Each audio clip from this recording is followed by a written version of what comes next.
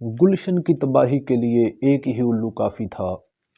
हर शाख पे उल्लू बैठा है, अंजाम गुलिस्तां क्या होगा।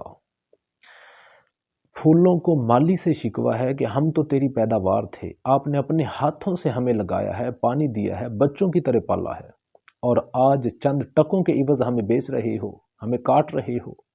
गुल फरोश जो है उससे शिकवा नहीं है, उसका तो काम है फूल खरीदना और बेचना। ईसाइयों और यहूदियों से शिकवा नहीं है, काजी साहब शिकवा अपनों से है कि हमारे अपने मुल्क के लोग जो हैं, मुसलमान जो हैं, यही घात लगा कर बैठे हैं कि कब हमें मौका मिले और इस्लाम के ख़िलाफ़ हम बकवास करें। ये कादियानी जो हैं, ये हुजूर सल्लल्लाहु अलैहि वसल्लम के ख़त्म नबूवत के मुनकर हैं, काफिर हैं, बदतरीन काफिर हैं। तो फिर इनको मस्जिदें बनाने की इजाज़त क्यों?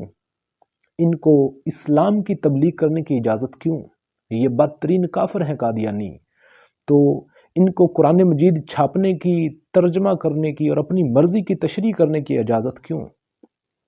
डरो, डरो खुदा से, होश करो, कुछ मकरो रिया से काम ना लो। या इस्लाम पे चलना सीखो या इस्लाम का नाम ना लो।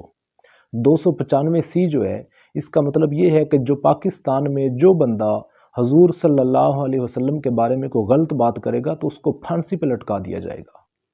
हमें आस थी, उम्मीद थी कि तुम इस पे अमल करोगे, अमल करवाओगे, लेकिन अफसोस तुम तो खुद 295 के मुजरम ठहरे।